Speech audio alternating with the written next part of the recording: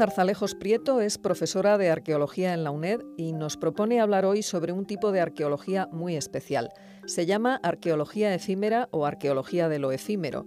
Ella misma nos introduce en este tema y además nos presenta a Carmen Fernández Ochoa, que es catedrática de arqueología en la Universidad Autónoma de Madrid y está investigando un caso de arqueología efímera en la antigua tabacalera de Gijón.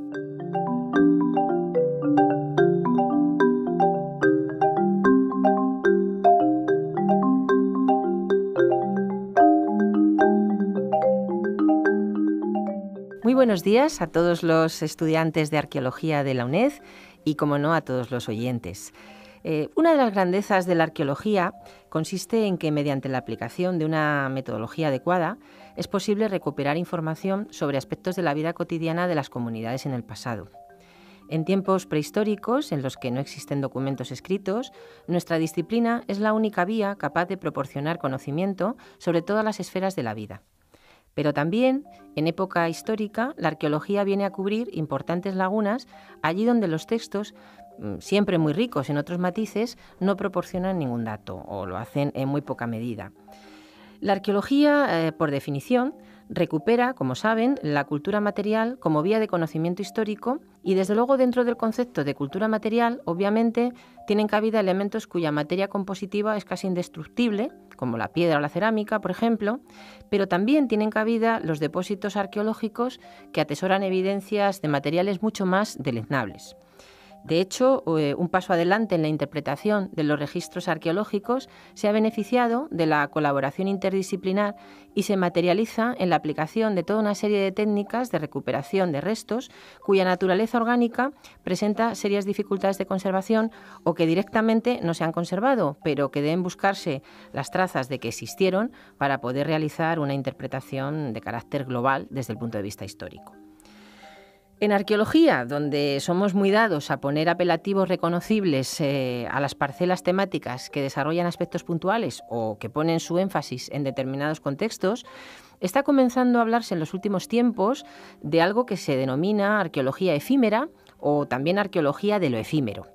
En nuestro afán por mantener informados a nuestros estudiantes y oyentes sobre las últimas tendencias en investigación arqueológica, contamos esta mañana con la presencia de la profesora Carmen Fernández Ochoa, catedrática de Arqueología en la Universidad Autónoma de Madrid y que se encuentra al frente de un equipo de investigación que está estudiando un conjunto excepcional aparecido en la ciudad de Gijón. Muy buenos días, Carmen. Buenos días. Podemos empezar, si te parece, por acotar un poco el concepto del tema que nos trae hoy aquí, para que nos expliques brevemente qué se entiende por arqueología efímera o arqueología de lo efímero. Lo primero que hay que decir es que en la vida cotidiana, en todos los elementos que registramos en arqueología en relación con la vida cotidiana, hay algunos de difícil registro. Y estos de difícil registro, y de difícil conservación, son sobre todo materiales orgánicos, como puede ser la madera, el cuero o los textiles, o son productos perecederos, como por ejemplo el grano, el aceite, la miel, la sal. Es decir, tienen dificultad para que nosotros los identifiquemos y tenemos dificultad también para conservarlos. De tal manera que estos registros arqueológicos generales y que son muy importantes, pues acaban de alguna forma o perdiéndose o aparecen en un número muy escaso. Ese tipo de materiales, ese tipo de productos es lo que podríamos llamar la arqueología efímera, es decir, aquello que no se conserva de los materiales arqueológicos como se conservan otros materiales. En el caso de la madera, en el caso de los textiles, en el caso de los granos, es muy importante su conservación y solamente se nos produce esa conservación en ambientes anaeróbicos, es decir, cuando estos ambientes húmedos pues evitan la presencia de aquellos microorganismos y aquellas bacterias que, al no estar en contacto con el ambiente, con el oxígeno ambiental, hace que no se destruyan. Por eso, generalmente, los contextos arqueológicos en los que aparecen son este tipo de contextos de humedad. Podemos ver, si quieres, un ejemplo que conoces fantásticamente, puesto que, como decía al principio, lo estás investigando. Explícanos un poco lo que apareció en Gijón y cómo estáis enfocando el estudio. El equipo nuestro se enfrentó a este problema a partir de unos descubrimientos que se realizaron en el año 2007 en la parte inferior de la tabacalera de Gijón, de la fábrica de tabacalera que se cerró en el año 2002. Entonces, al hacer una reforma, intentar recuperar para el patrimonio, a ver qué se hacía, si se hacía un museo o qué, pues hubo que hacer un diagnóstico arqueológico. Después de una serie de trabajos en la parte central del patio de lo que había sido un convento, porque la tabacalera se había construido después de la desamortización, habiendo expulsado a las monjas que estaban en el convento, pues ahí resulta que aparece primero los restos de lo que era el aljibe del convento, pero al lado, y totalmente oculto, encontramos los restos de un aljibe romano, un aljibe tardorromano, que era un pozo depósito que se había convertido en un vertedero a partir del siglo V, finales del V, principios del VI. Y era una zona, un pozo, realmente, un pozo artesiano que captaba el agua de un acuífero, allí justo en el centro de la ciudad. Es muy interesante porque está construido, muy bien construido, con un sistema muy importante de muros, etcétera. Y bueno, no me quiero entretener mucho en la descripción, pero sí decir que tiene 6 metros de lado, que es muy grande, y que tiene 4 metros de profundidad. Contenía aproximadamente unos 150 metros cúbicos de agua, podía contener, y además se renovaba continuamente la capa freática a medida que llovía o no llovía, etcétera. Total, que cuando se convierte en un vertedero, ahí se empiezan a echar una serie de restos, bien de forma accidental o bien intencionadamente. Al hacer la excavación se crean una serie de sedimentos que tenemos perfectamente estructurados y que hemos podido excavar muy bien, con maderas, con toda clase de, por ejemplo, cargaderos de pozo, un cargadero de pozo, platos, fuentes de madera, lo que no se conserva nunca en ningún sitio. Por ejemplo, suelas, 4 suelas, por ejemplo, restos de cestería, por ejemplo, los pomos de cuchillos y de hoces puestos perfectamente, o, por ejemplo, un caso muy excepcional, que es una silla, ¿no?, que se data a finales del V, principios del VI. Es decir, un panorama entre el siglo VI y el siglo VIII, que nosotros podemos, digamos, reconstruir de alguna manera aspectos de la vida cotidiana a través precisamente de esta arqueología efímera, de estos depósitos que no se encuentran en otras circunstancias.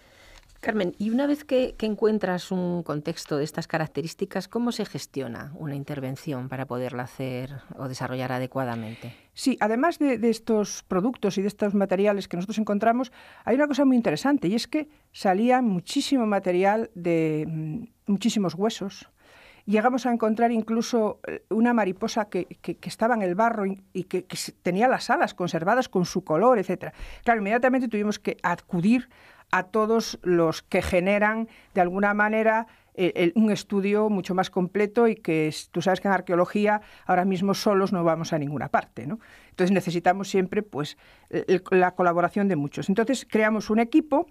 Ese equipo estaba formado, por una parte, por los arqueólogos, por otra parte, topógrafos y cartógrafos que estábamos estudiando el convento, los restos que quedaban de la construcción posterior, y después ya una serie de estudios arqueométricos que fueron coordinados por Almudena Orejas y por el CSIC, por gente del CSIC.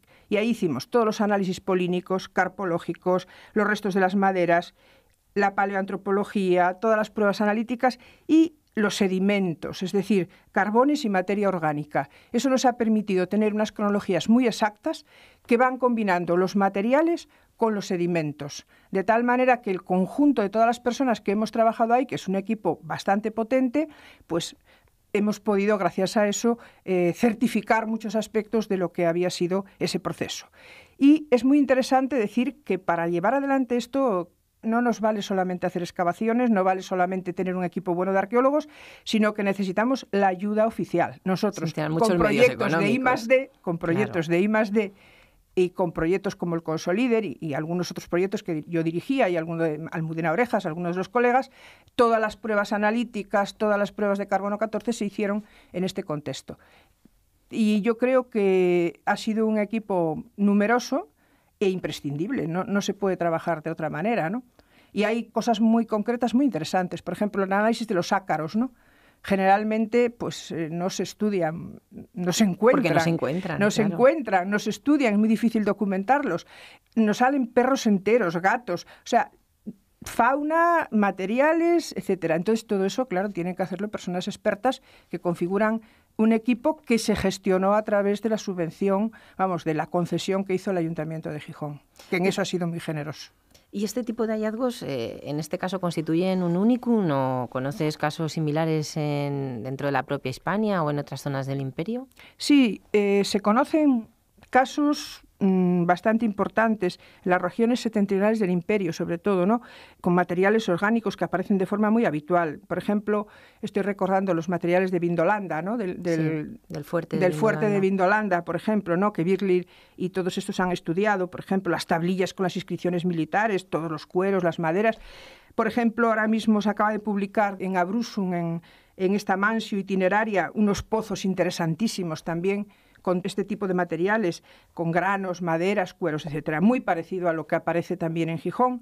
Y desde luego en este momento pues pozos en las minas, como por ejemplo los estudios que hacen Pérez Macías para Río Tinto, los estudios de las termas de Chaves, por ejemplo, el puerto de Irún, que es estudiado también porque justo todos los sedimentos del puerto de Irún, también en un ambiente anaerobio, han dado muchísimo de sí. Hay una colección de zapatos, de suelas y de materiales. También de la propia infraestructura.